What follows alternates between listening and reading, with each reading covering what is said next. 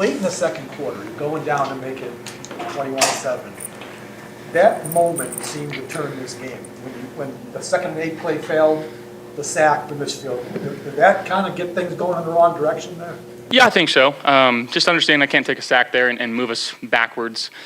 You know, there's a threshold where you're close enough, sacks don't really matter, but kind of in that mid range, moving it back, really puts our special teams in a tougher situation, and that's on me.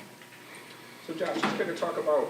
It seemed like the offense they were a little hot, cold, just trying to maintain that rhythm. Was it due to the short work week, or what do you goes into that? I mean, they had a good plan today. I thought their offense did a good job of sustaining drives and really limiting our opportunities. I thought we had opportunities on the offensive side, and we didn't take advantage of some of them. But at the end of the day, we got the win. Jackson Hawes said that he's already learned early on to always expect the ball with you. What happened on that play when you're rolling out there? Yeah, just extending the play, a little naked action. He did a good job of just staying in concert with me, and just got the corner there. I think it was Rasul to just kind of commit one way, and he stayed alive for me and made a play. After the TB interception, you got into that penalty situation. How big was the play to Moore, though? Because that enabled you to run it out, really. No, that was unbelievable. Smart play, finding a window in zone, giving me good body language. He made some good plays for us tonight. It was awesome to see. Josh, what has you seen different in James Cook? I mean, to me, it's the same James Cook. The guy just attacks every time he touches the ball. He looks like he's been shot out of a cannon every time he touches it. He's so fun to play with. Wants the ball, ultimate competitor. There's times where I toss it to him or hand it off to him, and I'm just already putting my hands up because I feel like he's about to crib it. And there's two that were real close tonight, real close, and he'll tell you that too. But he's been such a catalyst for our offense. Special player. It seemed like you wanted to get Dalton involved early. Was that part of the plan based on what they do? Because he was your guy early on there. Yeah, I mean, we'd love to get everybody involved early. There's just some opportunities for him, and he made the most of them. So yeah. You seem to have a comfort zone more so this year than previous years. Is that your growth into the sport itself, just taking what the defense is giving you? 100%. I think there's obviously times throughout games where the situation dictates you to maybe put the pedal down a little bit more. And there's some times where it's like, hey, just take it easy, relax. I wouldn't say play the long game, but just understanding where you're at, within the situation of the game and not trying to force anything. We saw that tonight, just kind of staying as calm as possible, and just being prepared for any situation that we were going to be in. It was going to be either a 2-minute at the end there or 4-minute, and Terrell Bernard makes a fantastic play, and we can be in a 4-minute drill there. Josh, what did you learn about this team in particular in the first 3 weeks of the season? We're obviously doing our job, going 1-0 each week. Still a lot to learn from, a lot to grow, a lot of room for growth in this group. A lot of young guys, but guys are stepping up. There's been some guys down with injuries, and guys are stepping up and making some big-time plays for us, especially on the defensive side of the ball. It's a close unit that's gelling together really well right now, and got to keep finding ways to win football games. Like, first couple of weeks working back from that ankle injury, and now today gets his first touchdown of the year. Just how nice is it to get him back in rhythm with the offense? It's awesome. Khalil does everything the right way, constantly following the ball, constantly being in the right spots. He makes some unbelievable plays for us. That was a great play. Finding a way to get in the end zone there, and we're going to need more of that going forward. You were aware that was your 200th career touchdown pass? I was not. It's pretty cool. It's my parents' anniversary tonight too, so it's pretty cool. Yeah. It was the fans. Yeah. He's a showman. Let's not. Come on now. He knew he was going to do it. He wanted to play hard to get a little bit, but he knew he was going to do it at the end of the night. The anniversary present to your parents. You know what? Yeah, happy anniversary, Mom and Dad. Here's Ryan Fitzpatrick without a shirt on. Okay, first of all, good to get a win. Never easy. That was a heck of a game. High level competition.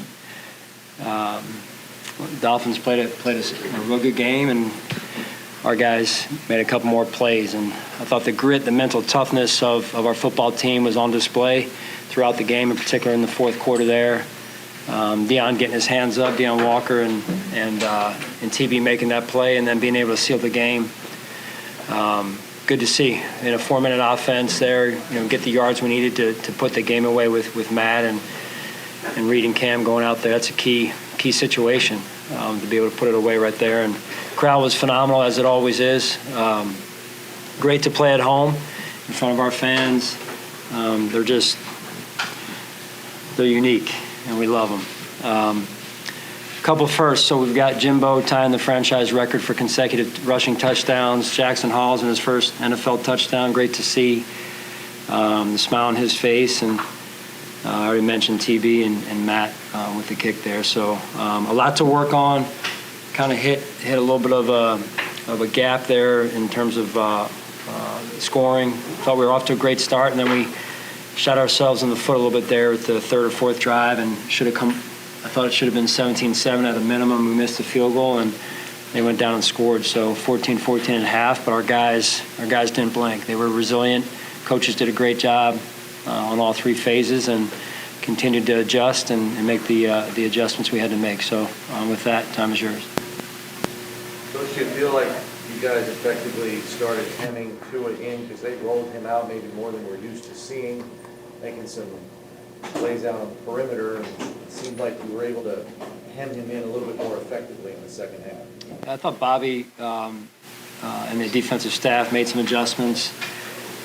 Still too many third down conversions where he was extending the play more than I would have liked to have seen, and so we got to look at that a little bit more, and same with the red zone. But overall, making a big play like that, I thought defensively we felt like we were playing well. Other than the first drive, I thought at halftime we were playing well. It was the third downs before the half, and then the third downs really after the half. It continued.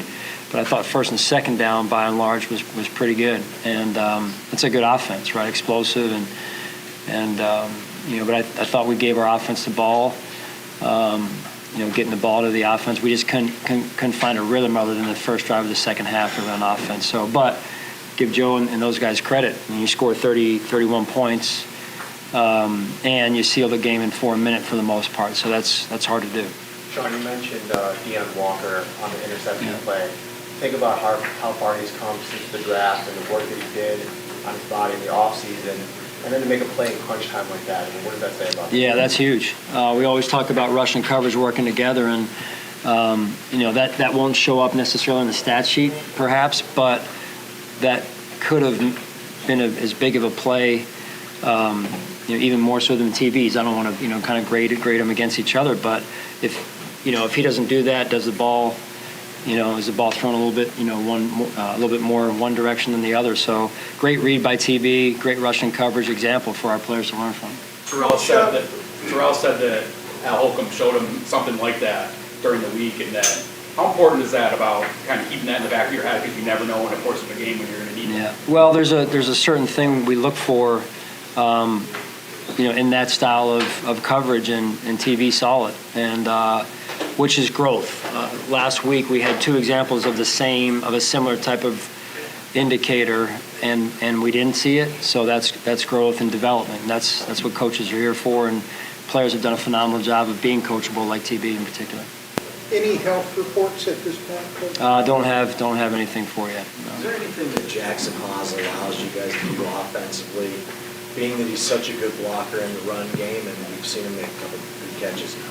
Yeah, it's great when these young players can come in and contribute and earn their spots and their roles. And he's very humble and comes to work every day. Extremely tough, hard worker, and it's good to see him contributing in both the run and the pass. So we'll see where it goes from here.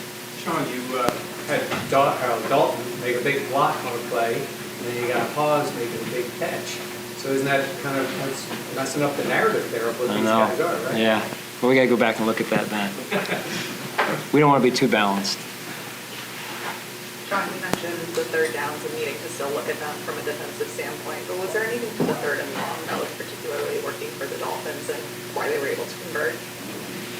Well, again, what I remember from the game was the quarterback extending some of the plays a little bit longer than he should be able to, and then finding an open receiver, which is going to happen the longer receivers have time to move around. So I think that's something that, again, that we have to look at and continue to kind of tweak to figure out.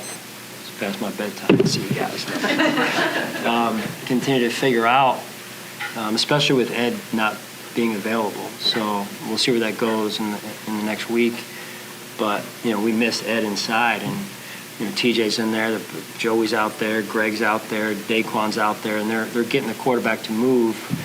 But the rushing coverage just have to time up a little bit better. So, but again, I tip my cap to the defense. They played their hearts out, played hard against a really good offense, and to say, hey, to really be able to kind of shine the light on probably the biggest problem area being that was third down. I mean, last year we only got them in 8 third downs in the second game. I think tonight we had 15 third downs. We had 10 at halftime. So it's closing a team out, closing a drive out, and cashing in those situations. We've got to look at that.